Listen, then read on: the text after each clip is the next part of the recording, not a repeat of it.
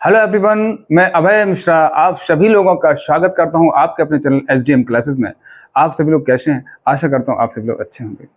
मेरे प्यारे बच्चों, कल मैंने आपको पढ़ाया था कांच के आयताकार स्लेब द्वारा अपवर्तन, और आज मैं पढ़ने वाला हूं अपवर्तनांक तथा प्रकाश की चाल में संबंध और अपवर्तनांक से संबंधित न्यूमेरिकल क्वेश्चंस पढ़ेंगे। चलिए बच्चों, शुरू करते हैं। अपवर्तनांक तथा प्रकाश की चाल में संबंध, relation between refractive index and speed of light.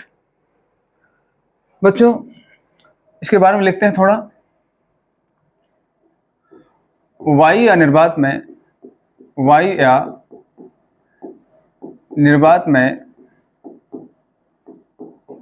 प्रकाश की चाल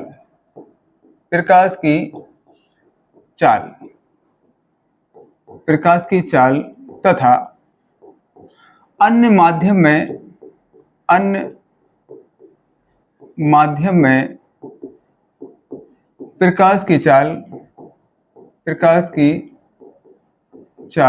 अन्य माध्यम में प्रकाश की चाल का अनुपात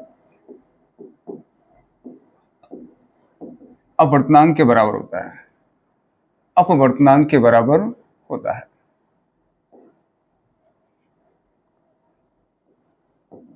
अपवर्तनांक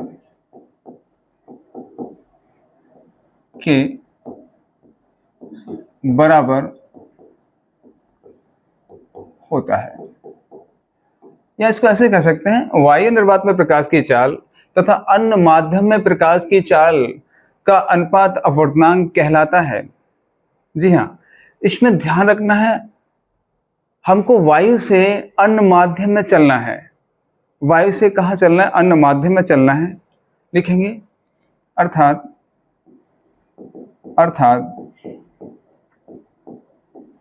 एयर टू वाटर। एयर, ए का मतलब होता है एयर मीन्स वायु, और डब्ल्यू का मतलब होता है वाटर। हम वायु के सापेक्ष जल में अपवर्तनांक ले रहे हैं। और कैसा होता है? वो कहते हैं वायु या निर्वात में प्रकाश की चाल सी। इसको पहले लिख देते हैं। वायु में प्रकाश की चाल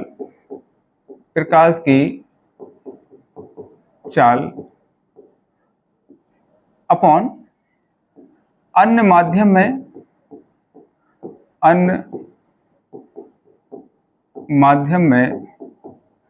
प्रकाश की चाल अन्य माध्यम में प्रकाश की चाल। इसको हम ऐसे लिख देते हैं। आप इसको प्लेन लिख सकते हैं, एन लिख सकते हैं। ए एन डब्ल्यू लिखने की आवश्यकता नहीं, आप इसको प्लेन भी लिख सकते हैं। एन इक्वल टू, यहाँ पे वायु में प्रकाश की चाल सी माना जाता है, और अन्य माध्यम में प्रकाश की चाल को स्मॉल भी माना जाता है। यहाँ पे लिख देंगे जहां सी इक्वल टू वायु में प्रकाश की चाल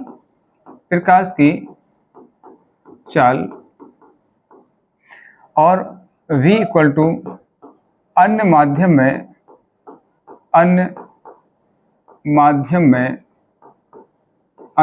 में प्रकाश की चाल।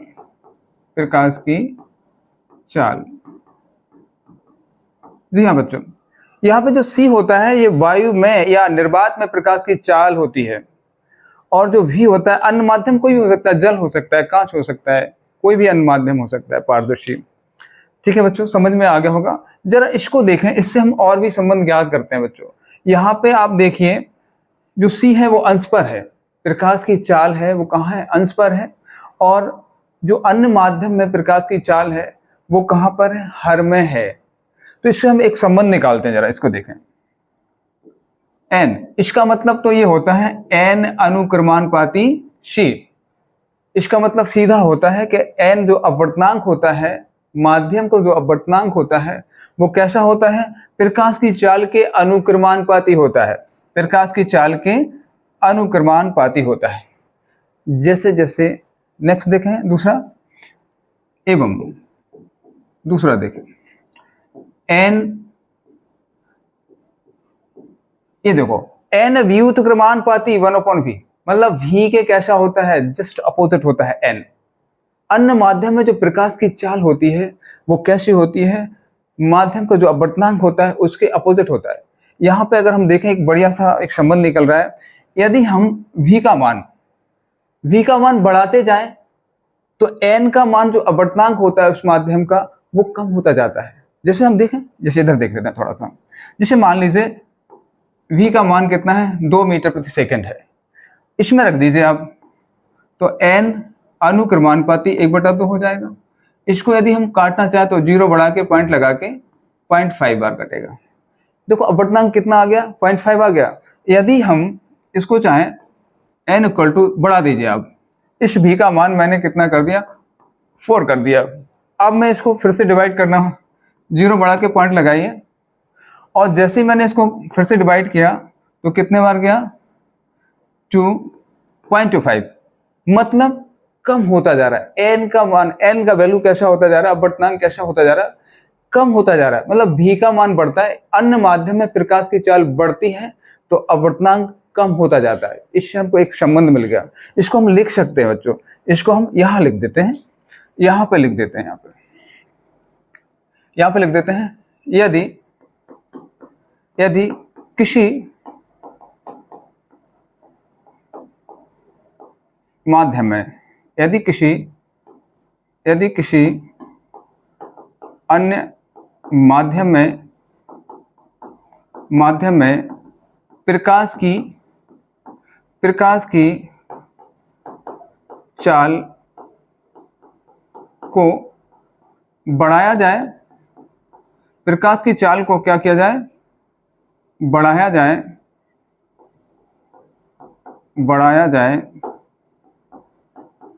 तो उसका अपवर्तनांक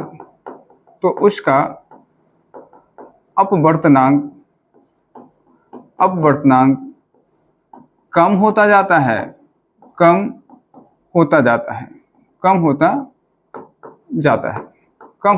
है।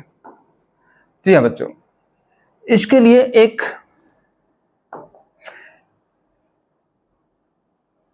नोट और लिखेंगे, यहाँ पे एक नोट और लिखेंगे,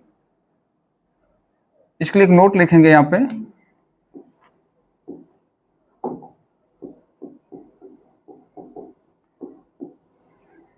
लिखेंगे लाल रंग के लिए अपवर्तनांक कम तथा बैंगनी रंग के लिए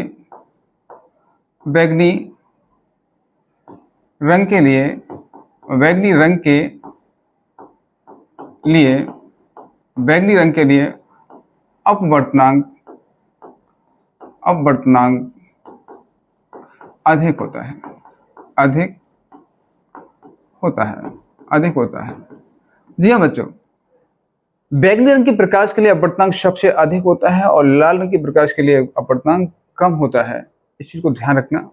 ठीक है बच्चों, समझ में आ गया होगा आपको। अब मैं पढ़ता हूं, अपवर्तनांक से संबंधित न्यूमेरिकल्स पढ़ने वाला हूं मैं।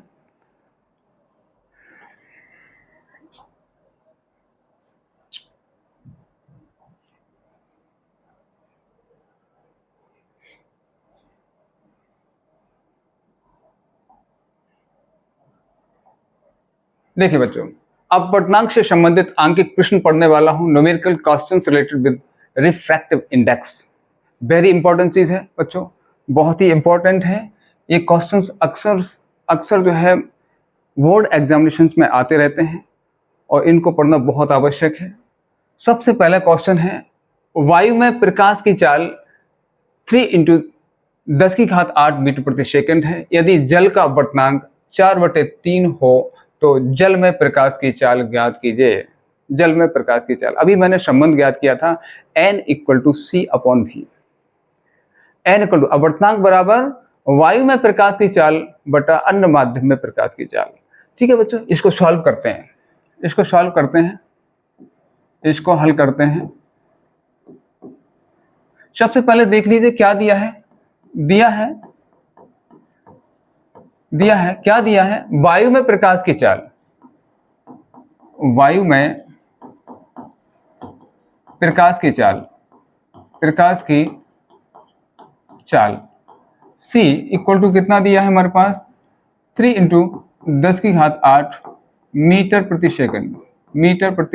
सेकंड दिया है। और वो कहते हैं यदि जल का अपवर्तनांक दिया है तो वो कहते हैं जल में प्रकाश की चाल ज्ञात करना है। जी हाँ, जल का अपवर्तनांक दिया है वायु के सापेक्ष, कैसा होगा बच्चे, वायु के सापेक्ष, एवं ANW कहते हैं इसको बच्चे, वायु के सापेक्ष जल का अपवर्तनांक, W मीन्स वाटर, कितना दिया मेरे पास 4/3 दिया है। तो जल में प्रकाश की चाल ज्ञात करना है, हमको क्या ज्ञात करना है, हमने कहा था अन्य माध्यम में जो प्रकाश की चाल हम मानते हैं वो भी मानते हैं, जल में प्रकाश की चाल हमको ज्ञात करना है। देखेंगे सर, चूंकि हम जानते हैं ANW इक्वल टू C/V होता है। यहाँ पे जो है दोनों की वैल्यूज रख देंगे, कितनी है, ANW की वैल्यूज है 4/3 और C का वैल्यू कितना है 3 इंटू 10⁸/C। इसका आप क्रॉस मल्टीप्लाई कर दीजिए, इसका आप क्या कर देंगे, क्रॉस मल्टीप्लाई कर सकते हैं, इसको इधर कर लेते हैं, कितना हो जाएगा 4V इक्वल टू 3 का 3 से मल्टीप्लाई करेंगे, कितना हो जाएगा 9 इंटू 10⁸, 10⁸ हो जाएगा। V equal to 9/4 into 10⁸। 4 से इसको डिवाइड कर दीजिए 9 को, कितने बार जाएगा 4 दूनी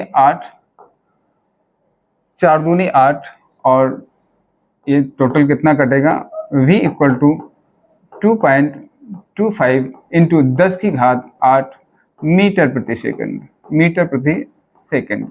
जी हाँ बच्चों, ये जल में प्रकाश की चाल हमने फाइंड कर ली है और रियलिटी में इतना ही होता है, जल में प्रकाश की चाल 2.25 इंटू 10⁸ मीटर प्रति सेकंड होता है। ठीक है बच्चों, नेक्स्ट क्वेश्चन देखते हैं। नेक्स्ट क्वेश्चन देखें, एक प्रकाश की किरण वायु से द्रव में अवलंब से 45 डिग्री का कोण बनाते हुए प्रवेश करती है।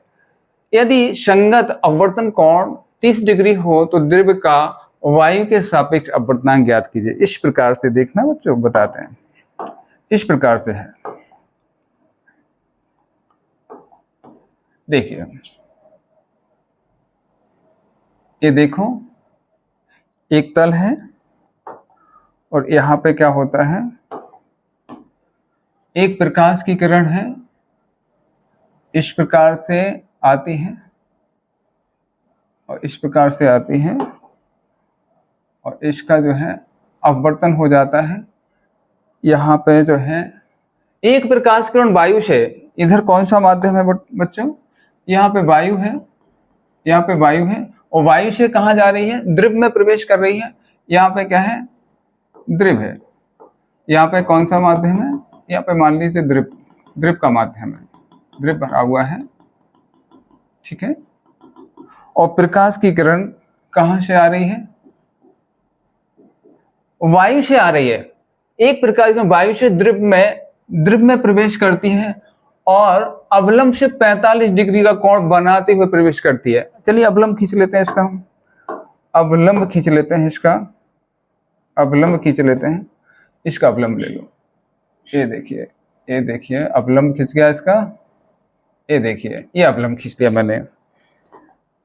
यहां से अवलंब के साथ में कितने का कोण बना रही है, कहोगे 45 डिग्री का प्रवेश करती है तथा संगत अपवर्तन कोण 30 डिग्री है। ये संगत अपवर्तन कोण है। जैसे ही वायु एक विरल माध्यम है, इसके सापेक्ष द्रव के सापेक्ष द्रव क्या है, इसका सघन माध्यम है। जैसे ही वायु से विरल माध्यम से कोई प्रकाश की किरण सघन माध्यम में प्रवेश करती है तो अवलंब की ओर झुक जाती है। तो यहाँ पे वो कह रहे हैं कितने डिग्री का कोण बन रहा है, 30 डिग्री का कोण बन रहा है, ठीक है। तो वो कहते हैं द्रव का वायु के सापेक्ष अपवर्तनांक ज्ञात कीजिए। ठीक है, देखेंगे, सॉल्व करेंगे इसको। दिया है क्या दिया बच्चों, द्रव में अवलंब से 45 डिग्री का कोण क्या है, ये आपतन कोण दिया है। क्या दिया है बच्चों, आपतन कोण दिया है, आपतन कोण। एंगल ऑफ इंसिडेंस हमारे पास दिया है I इक्वल टू 45 डिग्री, और अपवर्तन कोण कितना दिया, एंगल ऑफ रिफ्रैक्शन कितना दिया है, अपवर्तन कोण, अपवर्तन कोण R इक्वल टू कितना 30 डिग्री दिया है। इसमें हम अपवर्तनांक का फॉर्मूला लगा देंगे, चूंकि हम जानते हैं, देखो द्रव का वायु के सापेक्ष अपवर्तनांक, द्रव को लिक्विड L से प्रदर्शित करते हैं, इसको एयर A से प्रदर्शित करते हैं। तो हम कहां से जा रहे हैं, एयर टू लिक्विड जा रहा हूं, ANL। इसका मतलब होता है वायु के सापेक्ष L मीन्स द्रव का अपवर्तनांक क्या होता है, आपतन कोण की ज्या बटा अपवर्तन कोण की ज्या का अनुपात को अपवर्तनांक कहते हैं। ये दोनों ही वैल्यू यहाँ पे रख देंगे हम। I का वैल्यू कितना है, साइन 45 डिग्री और साइन 30 डिग्री। साइन 45 की वैल्यू जो होती है 1/√2 होता है, और साइन 30 का वैल्यू होता है 1/2 होता है। इसको आप कन्वर्ट कर दीजिए, इसको पलट दीजिए, कैसा हो जाएगा 2/1। 2 कहाँ जाएगा, अंश पर जाएगा, 1 नीचे आ जाएगा। इसको हम ऐसे लिख सकते हैं, यहाँ पे कर लेते हैं थोड़ा सा। 2 को हम 2 बार रूट में इस प्रकार से लिख सकते हैं, क्योंकि 2 बार रूट में किसी भी जो है राशि को लिखते हैं तो वही राशि आ जाती है अगर इसका मल्टीप्लाई हो जाए। तो इसको मैंने 2 बार रूट में लिख दिया, और हर में कितना √2 है, ये दोनों ही जो है कट जाएंगे आपस में। कितना बचा मेरे पास, हो गया √2, और अंडर रूट की जो वैल्यू होती, स्टैंडर्ड वैल्यू होती है 1.414 होता है। इसका जो वैल्यू होता है 1.414 होता है। यही क्या हो गया, आंसर हो गया बच्चों, यही क्या हो गया, इसका आंसर हो जाएगा। नेक्स्ट क्वेश्चन देखेंगे, तीसरा क्वेश्चन देखें। वायु तथा कांच में प्रकाश की चाल क्रमशः इतनी है, तो वायु के सापेक्ष कांच का अपवर्तनांक ज्ञात कीजिए। वायु और कांच में प्रकाश की चालें इतनी हैं, तो वो कह रहा है वायु के सापेक्ष कांच का अपवर्तनांक ज्ञात कीजिए। वही फॉर्मूला लगाना है, इसको सॉल्व करेंगे।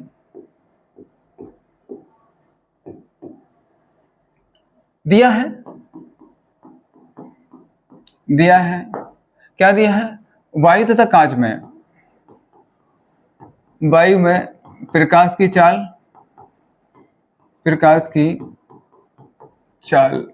कितनी दी है, C इक्वल टू 3 × 10⁸ मीटर प्रति सेकंड दिया है, मीटर प्रति सेकंड। और क्या दिया है, कांच में प्रकाश की चाल, ये अन्य माध्यम है, कांच में ग्लास में दिया है प्रकाश की चाल। इसको अन्य माध्यम में भी मानते हैं। कितना दिया है हमारे पास, 2 × 10⁸ मीटर प्रति सेकंड दिया है। ये दोनों ही चालें हमारे पास दी हैं, और मुझको जो है क्या फाइंड करना है, वायु के सापेक्ष कांच का अपवर्तनांक ज्ञात करना है, मीन्स ANG ज्ञात करना है। G मीन्स ग्लास ज्ञात करना है हमको। चलिए, चूंकि हम जानते हैं ANG, इसका मतलब होता है एयर टू ग्लास। कहाँ से जा रहे हैं, वायु के सापेक्ष कांच में जा रहे हैं, तो कांच का अपवर्तनांक ज्ञात करना है। G ग्लास बोलते हैं इसको, ग्लास मीन्स कांच। क्या होता है, C/V होता है। ये दोनों ही वैल्यूज इसमें रख देंगे। ANG इक्वल टू C का वैल्यू कितना है, 3 × 10⁸ अपॉन 2 × 10⁸। ये दोनों ही जो है अंश और हर से समान राशियां हैं, खत्म हो जाएंगी। मेरे पास कितना बचा, 3/2 बचा। इसको डिवाइड कर दीजिए, डिवाइड करेंगे 2 से, 2 एकम 2 हो जाएगा, 1 बचेगा, 2 × 5 = 10। 1.5 कितना आ गया, वायु के सापेक्ष कांच का अपवर्तनांक ANG कितना आ गया, 1.5 आ गया। ये आपका आंसर हो गया, ये आपका आंसर। नेक्स्ट क्वेश्चन देखेंगे, चौथा क्वेश्चन, कांच का वायु के सापेक्ष अपवर्तनांक इतना है, वायु का कांच के सापेक्ष अपवर्तनांक ज्ञात करना है। बच्चों इसके लिए मैं आपको पहले अपवर्तनांक से संबंधित और फॉर्मूला बताते हैं, जरा अच्छे से देखना, वेरी इंपॉर्टेंट चीज है बच्चों, और बहुत ही मजा आने वाला है आज आपको। देखिए बच्चे, यदि मान लीजिए कोई एक माध्यम है और कोई दूसरा माध्यम है, और मुझे एक माध्यम के सापेक्ष दूसरे माध्यम का अपवर्तनांक ज्ञात करना है, तो इसका फॉर्मूला कैसे बनाते हैं,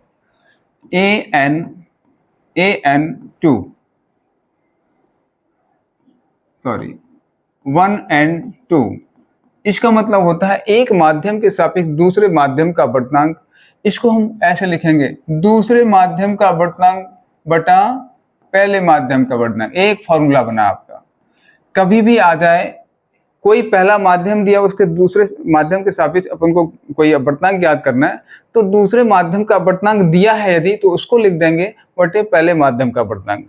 ठीक है। दूसरा, यदि अपोजिट ज्ञात करना है कभी भी, जैसे मान लीजिए पहले माध्यम के सापेक्ष दूसरे माध्यम का अपवर्तनांक मेरे पास दिया है, ठीक है, और मुझको दूसरे माध्यम के साथ पहले माध्यम का अपवर्तनांक ज्ञात करना है, तो अपन ऐसे ज्ञात कर सकते हैं, जस्ट अपोजिट हो जाता है, 2n1 हो जाता है। कभी भी बच्चों ध्यान रखो,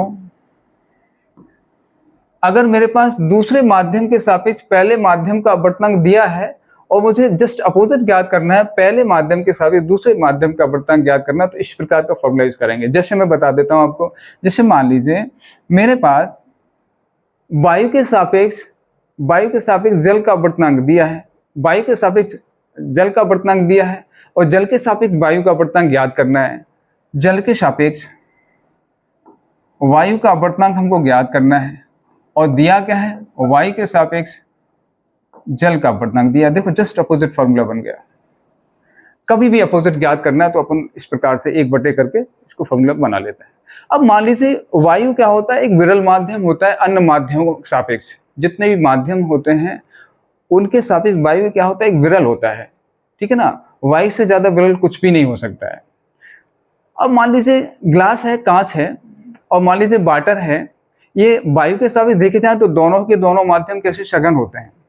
ठीक है। अब मान लीजिए मेरे पास कोई इस प्रकार का एक फॉर्मूला बनता है कि मैं कह देता हूं आपसे कि जल के सापेक्ष कांच का अपवर्तनांक ज्ञात कीजिए। चलिए, जल मीन्स वाटर के सापेक्ष कांच मीन्स गिलास का अपवर्तनांक ज्ञात करना है। इसका बेहतर सूत्र है, आपको कुछ भी दिमाग में नहीं सोचना है। वायु के सापेक्ष बाद वाला अपवर्तनांक, बाद वाला मीन्स गिलास, और वायु के सापेक्ष पहला वाला अपवर्तनांक मीन्स वाटर। ये आपका फॉर्मूला बन गया। आपको दिमाग ही नहीं लगाना, यूज नहीं करना है बिल्कुल भी। ठीक है ना। कभी भी यदि वायु एक विरल माध्यम हो और उनके सापेक्ष अगर कोई दो माध्यम आ जाए जो कि सघन हो, वायु के सापेक्ष कैसे होना चाहिए, सघन होना चाहिए, तब भी कभी फॉर्मूला आपको बनाना है तो वायु के सापेक्ष बाद वाला अपवर्तनांक पहले अंश पे रखते हैं, और वायु के सापेक्ष पहले वाला अपवर्तनांक कहाँ रखते हैं, हर में रख देते हैं। अब जैसे मान लीजिए ग्लास टू वाटर हमको ज्ञात करना है, गिलास से क्या करना है, वाटर मीन्स कांच के सापेक्ष जल का अपवर्तनांक ज्ञात करना है। इसमें उनको कुछ भी नहीं सोचना है आपको। एयर से कहाँ चलेंगे, वाटर में चलेंगे, बाद वाले में चलेंगे। एयर से कहाँ चलेंगे, कहोगे पहले वाले मीन्स गिलास में चलेंगे। लिखिए, ये आपका फॉर्मूला बन गया। दूसरा, आशा करता हूँ आपको फॉर्मूला समझ में आए होंगे। अब इन फॉर्मूलाज को मैं यूज करने वाला हूँ क्वेश्चंस के अंदर। जी हाँ, चलिए बच्चों देखते हैं क्वेश्चन नंबर 4। कांच का वायु के सापेक्ष अपवर्तनांक 1.5 है। इसको सॉल्व करेंगे। दिया है क्या दिया है, कांच का वायु के सापेक्ष अपवर्तनांक, कांच का वायु के सापेक्ष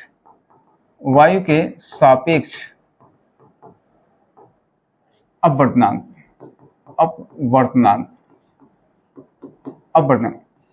मेरे प्यारे बच्चों, इसको देखिए, इसको शॉर्ट में कैसे जिसके सापेक्ष हम ज्ञात करते हैं उसको आगे लिखा जाता है और जिसको ज्ञात करते हैं उसको जस्ट पीछे लिखा जाता है। वायु के सापेक्ष तो इसको अपन क्या लिखेंगे, ईयर ए आगे लिखेंगे। किसका, कांच का, गिलास का। कितना दिया है बेटा, 1.5 दिया है। और क्या कह रहा है, तुम कह रहे हो वायु का कांच के सापेक्ष अपवर्तनांक, जस्ट उल्टा करना है आज, वायु का करना है कांच के सापेक्ष, मतलब ग्लास आगे आना है। हमको क्या करना है, GNA हमको क्या करना, फाइन करना है। चलिए बहुत सिंपल, मैंने कहा था कभी भी जस्ट अपोजिट ज्ञात करना हो तो हमको कुछ सोचना ही नहीं है, क्योंकि हम जानते हैं GNA इक्वल टू 1/ANG। मैंने कहा था कभी भी अपोजिट ज्ञात करना है आपको 1 बटा में कर देना फॉर्मूला, आपका हो जाएगा आराम से काम। 1/ANG का मान कितना, 1.5 दिया है बच्चों। 1.5 से आपको जो है 1 को डिवाइड करना है। कैसे करेंगे, इसको पॉइंट को हटा देना, एक 0 बढ़ा देना, अभी भी भाग नहीं जाने वाला है, ठीक है ना। एक 0 और बढ़ाना और क्या कर देना, पॉइंट लगा देना। आप इसको 15 से डिवाइड कर दीजिए, 15 छक्के 90। फिर से करेंगे, आप बढ़ाएंगे तो फिर से जाएगा, इसी प्रकार से ऐसा चला जाएगा। तो कितना आ जाएगा, GNA इक्वल टू 6 बढ़ता चला जा रहा, तो 6 को समाप्त कर दीजिए, एक अंक बढ़ा दीजिए आगे, तो कितना हो जाएगा, 0.67। जी हाँ बच्चों, ये आपका क्या हो जाएगा, आंसर हो जाएगा। जी आपका आंसर हो जाएगा, 0.67 आ गया गिलास के सापेक्ष वायु का अपवर्तनांक। नेक्स्ट क्वेश्चन देखें, अगला क्वेश्चन देखेंगे 5 नंबर का। वायु के सापेक्ष जल तथा कांच के अपवर्तनांक इतने इतने हैं और जल के सापेक्ष कांच का अपवर्तनांक ज्ञात करना है। जी हाँ, देखो वही क्वेश्चन आ गया, इसको सॉल्व करते हैं बच्चों। वेरी इंपॉर्टेंट क्वेश्चन है, कई बार बोर्ड परीक्षा में आया है। सबसे पहले लिखेंगे, दिया है, हम इसको शॉर्ट में लिखते हैं आज। वायु के सापेक्ष जल का अपवर्तनांक मीन्स ANW कितना दिया बच्चों, 4/3 दिया है। और कांच के और वायु के सापेक्ष कांच का अपवर्तनांक ANG कितना दिया है बेटा, 3/2 दिया है। ये दोनों ही वैल्यूज हमारे पास दी हैं। अब उसको फाइंड क्या करना है, जल के सापेक्ष कांच। मैंने कहा था जिसके सापेक्ष करना हो वो आगे लगाते हैं और जिसका भी करना होता है उसको पीछे लगाते हैं। क्या ज्ञात करना है हमको, जल के सापेक्ष मीन्स WN और किसका, कांच का अपवर्तनांक ग्लास। ये हमको क्या करना, फाइंड करना है। बहुत ही सिंपल है, मैंने आपको बताया था कि आपको कुछ भी दिमाग यूज नहीं करना है ज़्यादा, सीधा उठाइए। WNG इक्वल टू, मैंने कहा था वायु के सापेक्ष बाद वाले का अपवर्तनांक ANG को अंश पे रखते हैं और वायु के सापेक्ष पहले क्या दिया है, W मीन्स वाटर का अपवर्तनांक, जल का अपवर्तनांक। ये फॉर्मूला बन गया आपका। चलिए दोनों की वैल्यू रख देंगे इसमें। WNG इक्वल टू, ANG का मान कितना दिया, ANG का मान दिया है 3/2 दिया है। ANW का मान कितना दिया है, 4/3 दिया है। इसको आप पलट दीजिए, क्या हो जाएगा, 3/2 और 3 पहुंचेगा अंश पर, 4 आ जाएगा हर में। इसका क्या कर देंगे, मल्टीप्लाई कर दीजिए, 3 और 3 का मल्टीप्लाई 9 हो जाएगा और 4 और 2 का कितना, 8 हो जाएगा। यही बच्चे आपका आंसर हो जाएगा। जी हाँ, अगर मान लीजिए जल के सापेक्ष कांच का अपवर्तनांक ज्ञात करना था, अगर उसमें ये कहते हैं, एक क्वेश्चन और बढ़ा देते हैं इसमें कि कांच के सापेक्ष जल का अपवर्तनांक भी ज्ञात कीजिए। इधर ही लिख देते हैं, तथा कांच के सापेक्ष